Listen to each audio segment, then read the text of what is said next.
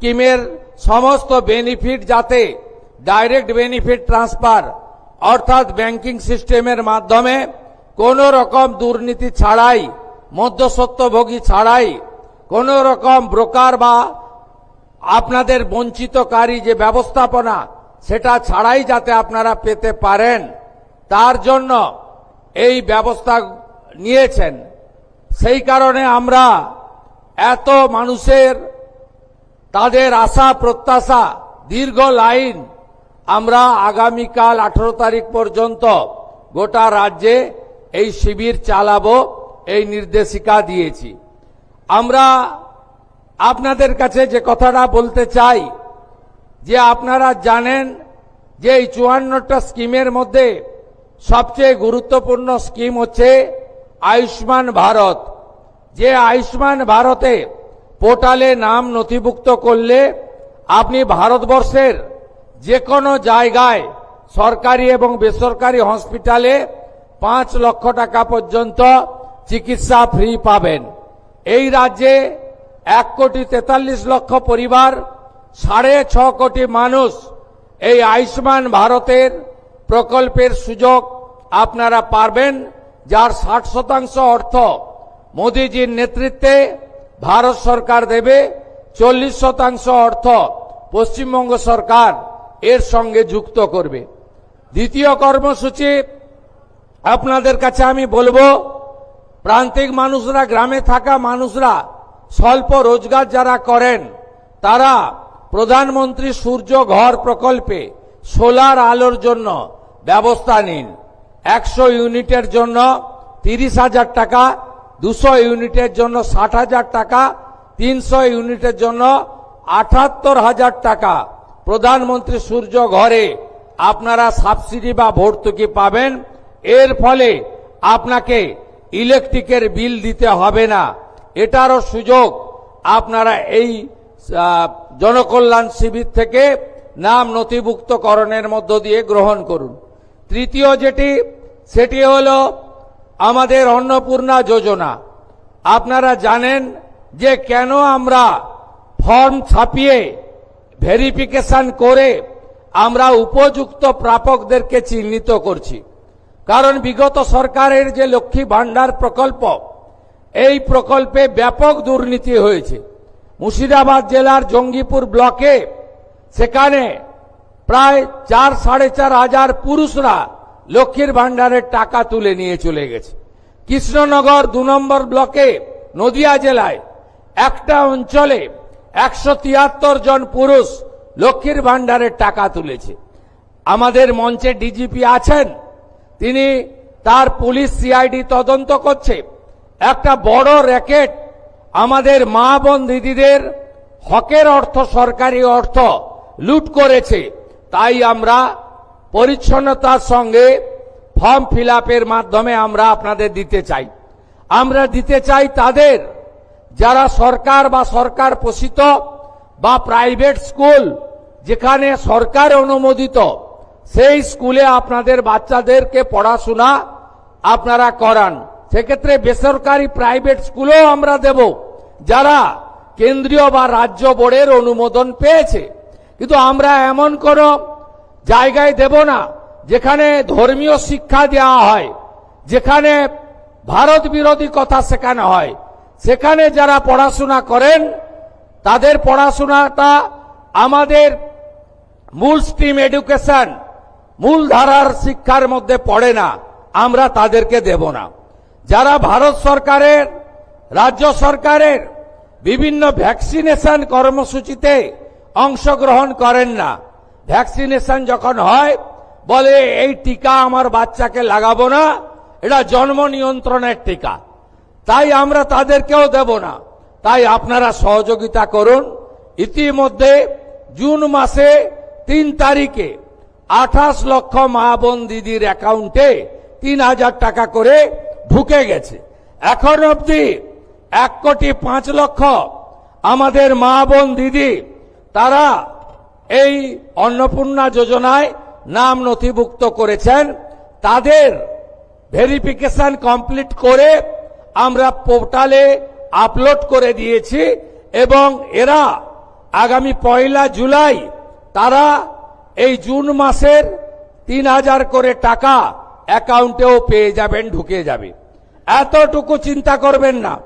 এখনো যারা বাকি আছেন জনকল্যাণ শিবিরে আপনারা ফর্ম ফিল আপ করুন, আধিকারিকরা সাহায্য করবে এবং আমরা প্রয়োজন হলে আমাদের বাড়ি বাড়ি গিয়ে সেই সহযোগিতা আপনাদেরকে করব।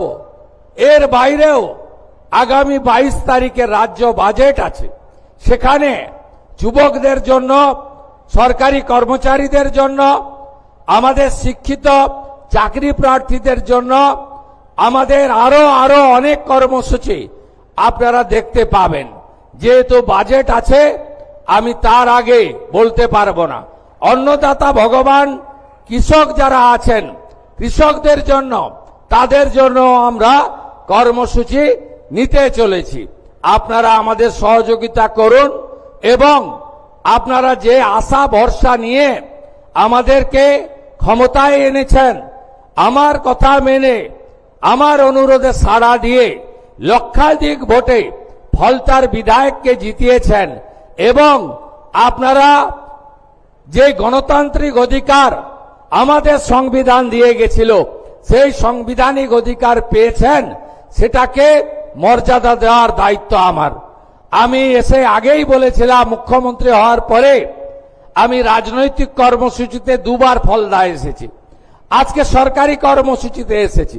সেদিনে আমি বলে গেছিলাম ফলতা আদর্শ বিধানসভা হিসেবে, মডেল অ্যাসেম্বলি হিসেবে আমরা গড়ে তুলব। ফলতাতে এসি জেটে আমাদের এখানে আপনাদের সম্প্রসারণ, শিল্প তালুক গড়া, বন্দর ভিত্তিক অনেক প্রোগ্রাম আমরা নিচ্ছি।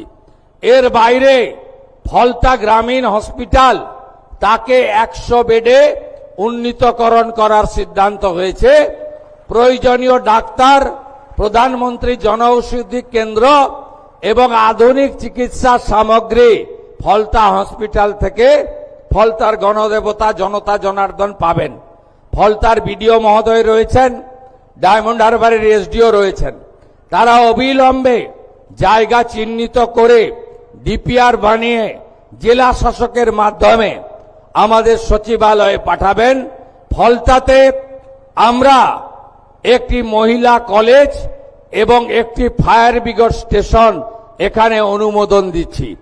এর বাইরেও আমরা ফলতা থানাকে শক্তিশালী করা এবং ফলতা থানায় মহিলাদের জন্য আলাদা হেল্প ডেস্ক তৈরি করে এখানে আরো মহিলা অফিসারদেরকে আমরা নিয়োগ করব এবং পরিষ্কারভাবে বলে যাই, আইন হাতে তুলে নেবেন না। এ সরকার ছাড়বে না, এ সরকার কাউকে ছাড়বে না। আমি যখন এই কল্যাণ শিবিরে একজন বোনকে পরিষেবা দিচ্ছিলাম, তিনি আমাকে বলছিলেন চোখের জল ফেলতে ফেলতে, একটু আগেই ডিজিপি সাক্ষী বলছেন আমার মাথার সিঁদুর আপনারা রক্ষা করে দিয়েছেন। এই যে কথা স্বাধীন দেশে আমাদের শুনে কষ্ট হয়, আমি আপনাদের কথা দিয়ে গেলাম ফলতায় আইনের শাসন প্রতিষ্ঠা হয়েছে। এখানে শাসকের আইন চলবে না। গুন্ডামি, জঙ্গিপনা, জমি লুট আমরা কোনোটাই ভবিষ্যতে করতে দেব না। ভোট লুট তো অতীত হয়ে গেছে। আপনারা নিশ্চিন্ত থাকুন, যত বড় মাফিয়া ডন হোক না কেন তাকে সবক শেখানোর কাজ ভারতীয় জনতা পার্টি পরিচালিত রাজ্যের সরকার করবে। আমি টিভিতে দেখছিলাম, উত্তরবঙ্গে ছিলাম, কার্শিয়াঙ্গে পাহাড়ে, এখানে কিছু লোক একজন মাফিয়া স্ত্রীর নেতৃত্বে পুলিশ এবং প্যারামিলিটারিকে আক্রমণ করতে গেছিল। আমি এখানে এসপি সাহেব আছেন, আমি বলে গেলাম ভিডিওতে যতগুলোকে ছবিতে দেখা গেছে কেউ যেন বাড়িতে না থাকে, তাদেরকে আইনের আওতায় আনতে হবে এবং ভারতীয় ন্যায় সংহিতার অন্তর্গত রাষ্ট্রবিরোধী কার্যকলাপের যে ধারা আছে, আমি পুলিশ মন্ত্রী হিসেবে আপনাকে নির্দেশ দিচ্ছি, সেই ধারাতে এমন শিক্ষা দিন যাতে কোনোদিন কোন পুলিশ সরকারি কর্মচারী, প্যারামিলিটারি যারা এসেছেন আমাদের সাহায্য করতে, তাদেরকে কেউ আক্রমণ করার সাহস না রাখে। আপনারা শুনলে খুশি হবেন, শুধু জেলের ভাত খাওয়ানো নয়, যারা হামলা করেছে তাদের সম্পত্তি বাজেয়াপ্ত করে সেই সম্পত্তিকে নিলামে চড়ানোর কাজও আপনাদের ডবল ইঞ্জিন সরকার করবে। আইনের শাসন প্রতিষ্ঠা করাই আমাদের লক্ষ্য। সবাই ভালো থাকবেন। প্রচন্ড ঘরবাক্ত পরিবেশ, আপনাদের আমি আর দীর্ঘ বক্তব্য রাখতে চাই না। অনেক মা বোন দিদিরা এসেছেন, আপনারা সবাই ভালো থাকুন, সবাই মিলে কাজ করুন। আর ফলতায় অনেক দুর্নীতি হয়েছে। আমি এখানে জেলা শাসককে বলে গেলাম, গত আমফানে ফলতাতে প্রত্যেকটা হাউস ড্যামেজে 20,000 টাকা করে প্রধানমন্ত্রী রিলিফ ফান্ড থেকে দেওয়া হয়েছিল। 20,000 ইউনিট টাকা চুরি হয়েছে, আমি তালিকা পেয়েছি, তারও ব্যবস্থা হবে। আর কিছুদিন আগে বিগত সরকার বাংলার বাড়ি বলে একটা স্কিমে প্রথম কিস্তিতে 8,000 বাড়ি, এখানে বাড়ি হয়নি, সেখানে 60,000 টাকা করে 8,000 ইউনিট টাকা তুলে নিয়ে চলে গেছে। কে তুলে নিয়ে চলে গেছে আপনারা জানেন। তাকে অভিযোগ আছে বিগত দিনে যিনি বিডিও ছিলেন তিনি সহায়তা করেছেন। বিডিওর বিরুদ্ধে যে ব্যবস্থা নেওয়ার আমাদের ভিজিলেন্স নেবে সরকারি। আর ডিএম সাহেবকে আমি বলে গেলাম, এই ক্ষেত্রে প্রত্যেকটি বেনিফিশিয়ারির ফিজিক্যাল ভেরিফিকেশন, অর্থাৎ বাড়ির যে টাকা লুট হয়েছে সেই লুটের টাকা ফেরত করানো এবং তাদের বিরুদ্ধে প্রয়োজনীয় ব্যবস্থা নেওয়ার কাজ এখানকার জেলা প্রশাসন করবে। আমি এটা নজর রাখব। সবাই খুব ভালো থাকবেন, সবাই ভালো থাকবেন। আগামী 20 জুন ডক্টর শ্যামা প্রসাদ মুখার্জি 1947-এ পশ্চিমবঙ্গ দিয়ে গেছিলেন। পশ্চিমবঙ্গ দিবস সর্বত্র পালন করবেন। আর আগামী 21 তারিখ বিশ্ব যোগা দিবস। 181টা দেশ ভারতবর্ষের এই উদ্যোগ গ্রহণ করেছে। বিগত দিনে পশ্চিমবঙ্গে বেসরকারিভাবে হতো, এবারে সরকারিভাবে হচ্ছে। মাননীয় প্রধানমন্ত্রী নরেন্দ্র মোদীজি তিনি নিজে থাকবেন কলকাতাতে যোগা দিবসে।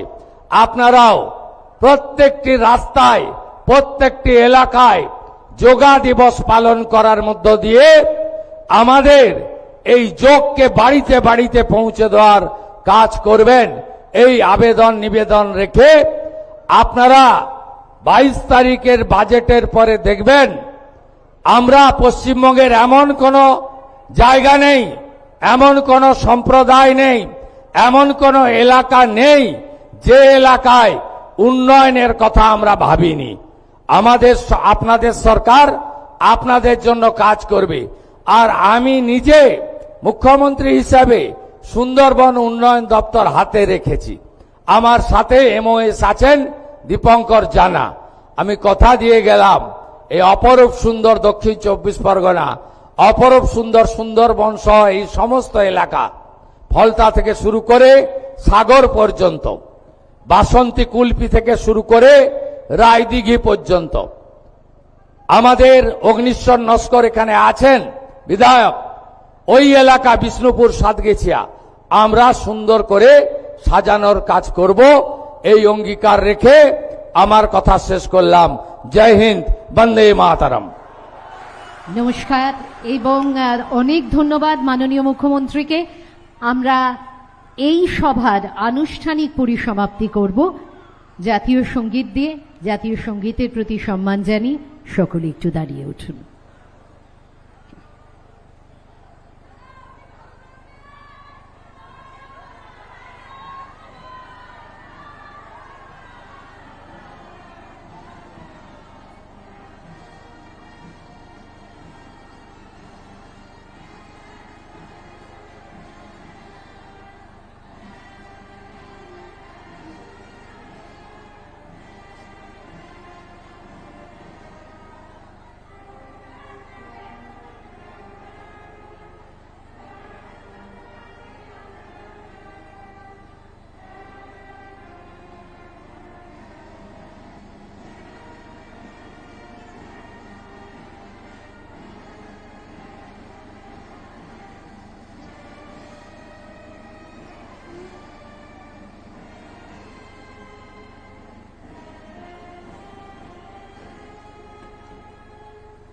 ধন্যবাদ সকলকে।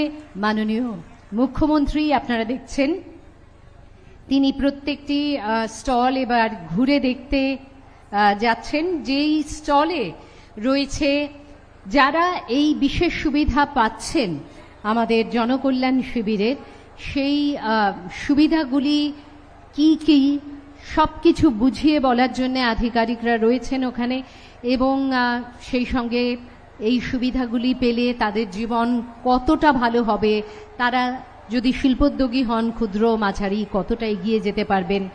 এবং শুধুমাত্র উদ্যোগের কথা নয়, স্বাস্থ্য, শিক্ষা, কৃষি, বিপণন তো বটেই, এই সব কিছু মিলিয়ে মিশিয়ে অনেক রকম এক গুচ্ছ প্রকল্প, যেই প্রকল্পের কথা এতদিন সাধারণ মানুষকে জানানোও হয়নি, এবারে তারা সেই বিষয়ে অবগত হবেন, সেই প্রকল্পের সুবিধা ভোগ করবেন।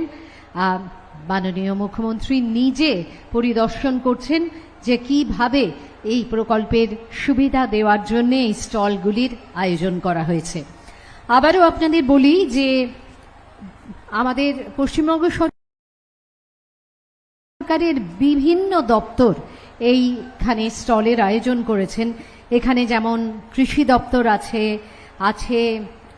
অনগ্রসর শ্রেণীর উন্নয়ন দপ্তর, অর্থকে তো থাকতেই হবে, কেননা অনেক ক্ষেত্রেই ব্যাংক লোন বা ব্যাংক ক্রেডিট লিঙ্কেজের একটা ব্যাপার আছে।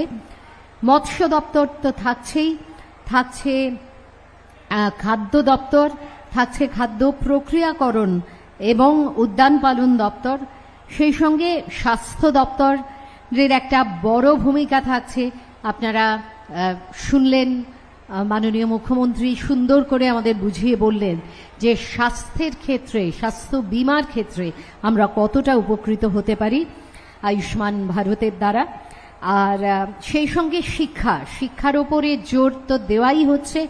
শিক্ষায় সব রকম শিক্ষা দপ্তর, বিদ্যালয়, উচ্চশিক্ষা, মাদ্রাসা শিক্ষা দপ্তর সব কিছু তারা এখান থেকে প্রকল্পের সুবিধা নিতে পারেন। আর সেই সঙ্গে ক্ষুদ্র ও মাঝারি উদ্যোগ, যে শিল্প উদ্যোগগুলো রয়েছে, তারও অনেক সুবিধা সম্বলিত নানান রকমের স্টল আছে।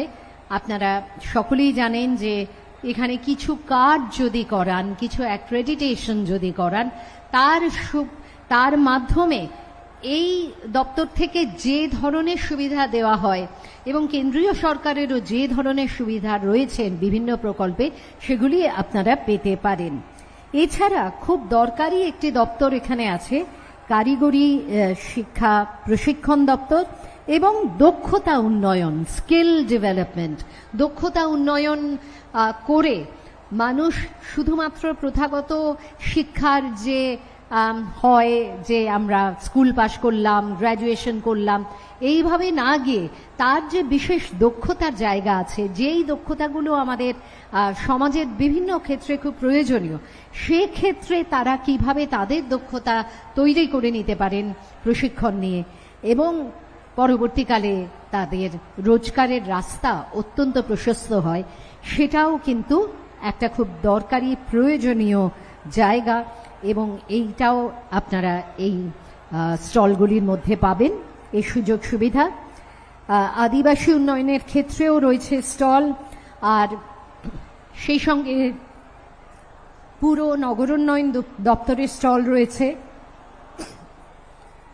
অন্নপূর্ণা যোজনার কথা বারবার উঠে আসছে, অত্যন্ত গুরুত্বপূর্ণ একটি প্রয়াস, এই সরকারের প্রতিশ্রুতি, এবং সেই প্রতিশ্রুতি পালন করা হচ্ছে।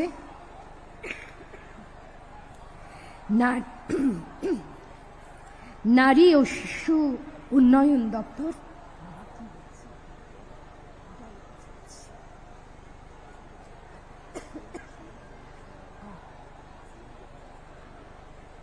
আমি বলে যাচ্ছি, একটু জাস্ট জল ফেললেই ঠিক।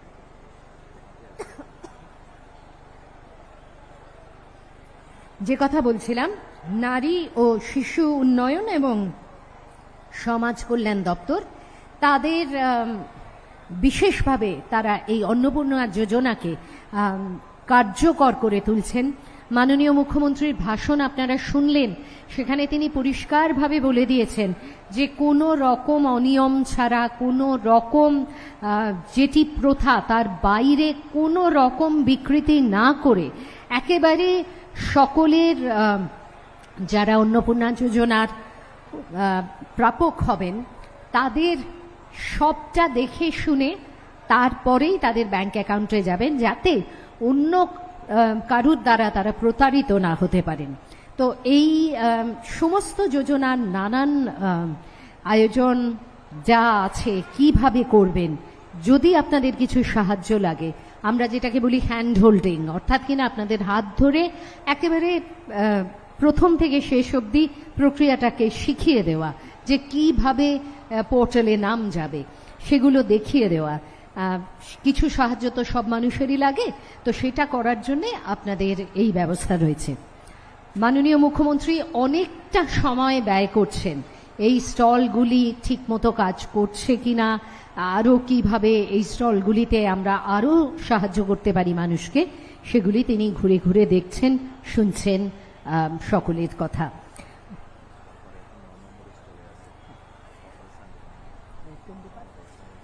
সমবায় দপ্তরের স্টলের থেকে এক্ষুনি তিনি ভিজিট করলেন, সমবায় দপ্তরের স্টল। এরপরে আরেকটি স্টলে যাচ্ছেন।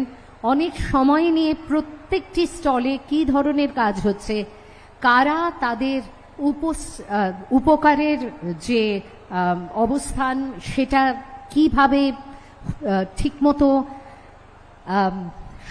সেই উপকারটি মানুষের কাছে পৌঁছে দেওয়া যাচ্ছে কিনা, সেই জায়গাগুলি তিনি অত্যন্ত